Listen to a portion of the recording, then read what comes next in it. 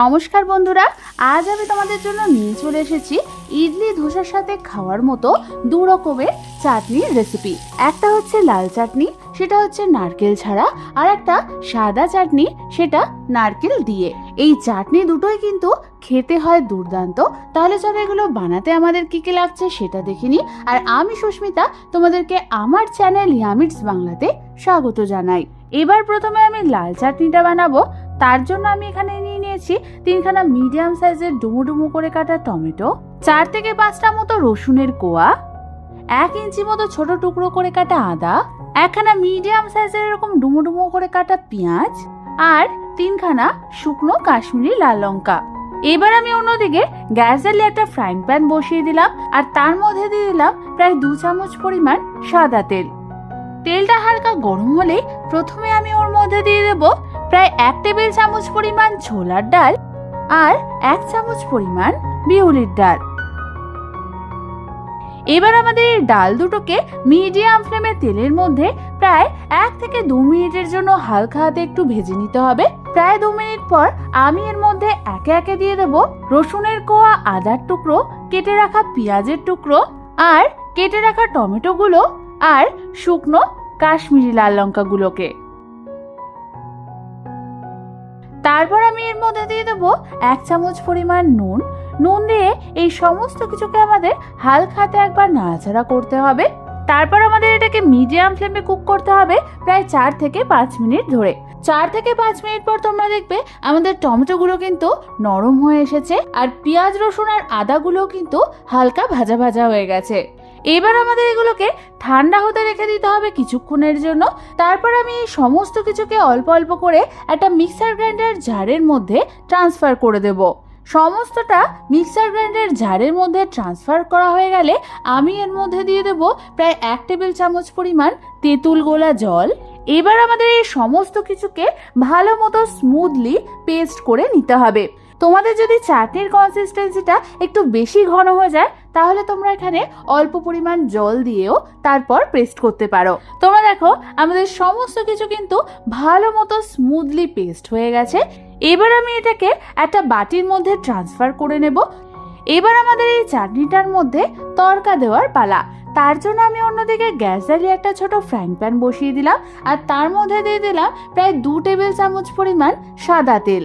তেলটা গরম হলেই প্রথমে আমি এর মধ্যে দিয়ে দেবো 1খানা শুকনো লঙ্কা, 1 চামচ পরিমাণ কালো সর্ষে, 1/2 চামচ পরিমাণ হিং, আর 10-12টা মতো কারি পাতা। এবার আমাদের এই ফোড়নটাকে হালকা হাতে প্রায় কয়েক সেকেন্ডের জন্য নাড়াচাড়া করে নিয়ে এটা আমি তেল শুদ্ধ দিয়ে দেব ওই চাটনিটার মধ্যে। তারপর আমাদের এই চাটনিটার সাথে সমস্ত কিছুকে ভালো মতো একবার নাড়াচাড়া করে নিতে হবে। ব্যাস, ধোসা ইডলির সাথে খাওয়ার জন্য লাল টমেটো চাটনিটা কিন্তু একদম রেডি হয়ে গেছে। এবার সাদা চাটনিটা বানিয়ে নেওয়ার পালা। তার জন্য আমি গ্যাস জ্বালিয়ে একটা ফ্রাইং প্যান বসিয়ে দিলাম, আর তার মধ্যে দিয়ে দিলাম প্রায় 1/2 কাপ পরিমাণ ছোলার ডাল। এবার আমাদের এই ছোলার ডালকে মিডিয়াম ফ্লেমে হালকা হাতে নাড়াচাড়া করতে করতে ড্রাই রোস্ট করতে হবে, যতক্ষণ না আমাদের ছোলার ডালের গায়ের কালার হালকা চেঞ্জ হয়ে আসছে। প্রায় 6 থেকে 7 মিনিট ধরে হালকা হাতে ড্রাই রোস্ট করতে করতে তোমরা দেখো আমাদের ছোলার ডালের কালার কিন্তু চেঞ্জ হয়ে গেছে। এবার ঠিক এই সময় আমাদের এই ডালগুলোকে একটা অন্য পাত্রে নামিয়ে রাখতে হবে, আর ঠান্ডা হতে রেখে দিতে হবে কিছুক্ষণের জন্য। ডালটা হালকা ঠান্ডা হলে এই ডালগুলোকে আমি ট্রান্সফার করে দেবো একটা মিক্সার গ্রাইন্ডার জারের মধ্যে। তারপর আমি এর মধ্যে দিয়ে দেবো ছোট ছোট টুকরো করে কাটা 1/2 মালা নারকেল, আর দিয়ে দেবো আমি এর মধ্যে 1খানা কাঁচা লঙ্কা। তারপর আমাদের সমস্ত কিছুকে একবার মিক্সার গ্রাইন্ডার জারের মধ্যে ভালো করে একবার ঘুরিয়ে নিতে হবে। ভালো মতো ঘুরিয়ে নেওয়ার পর সবকিছু যখন হালকা গুঁড়ো গুঁড়ো হয়ে যাবে তখন আমি এর মধ্যে দিয়ে দেব পরিমাণ মতো জল।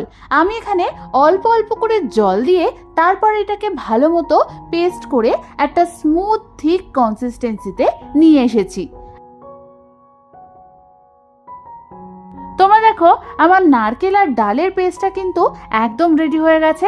এবার আমি এটাকে একটা বাটির মধ্যে ট্রান্সফার করে দেব। তারপর এর মধ্যে আমি দিয়ে দেব স্বাদ অনুযায়ী নুন আর 1 চামচ পরিমাণ লেবুর রস। নুন আর লেবুর রস দিয়ে আমাদের এটাকে ভালো মতো একবার নাড়াচাড়া করে মিশিয়ে নিতে হবে।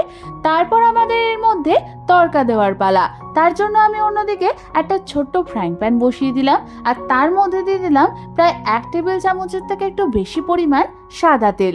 তেলটা গরম হলেই প্রথমে আমি এর মধ্যে দিয়ে দেবো 1খানা শুকনো লঙ্কা, 1 চামচ পরিমাণ কালো সর্ষে, 1/2 চামচ পরিমাণ হিং আর 10-12টা মতো কারি পাতা। এবার এই সমস্ত ফোড়নগুলোকে হালকা হাতে কয়েক সেকেন্ডের জন্য নাড়াচাড়া করে নিয়ে আমি এটা দিয়ে দেব ওই সাদা চাটনিটার মধ্যে। তারপর এটাকে আমাদের সমস্ত কিছুকে ভালো মতো একবার নাড়াচাড়া করে মিশিয়ে নিতে হবে। ব্যাস, তাহলে কিন্তু তৈরি হয়ে গেল ইডলি ধোসার সাথে খাওয়ার জন্য সাদা চাটনি।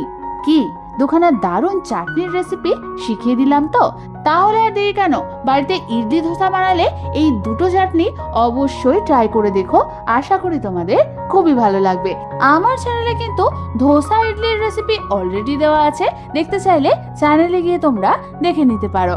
রেসিপিটা ভালো লেগে থাকলে একটা লাইক অবশ্যই করে দিও। আর এরকম দারুণ দারুণ রেসিপি আরও আমার কাছ থেকে পেতে হলে আমার চ্যানেলটাকে সাবস্ক্রাইব করতে কিন্তু একদম ভুলো না। আজ তাহলে পর্যন্তই, আমি আবার চলে আসবো তোমাদের কাছে নতুন কোনো রেসিপি নিয়ে।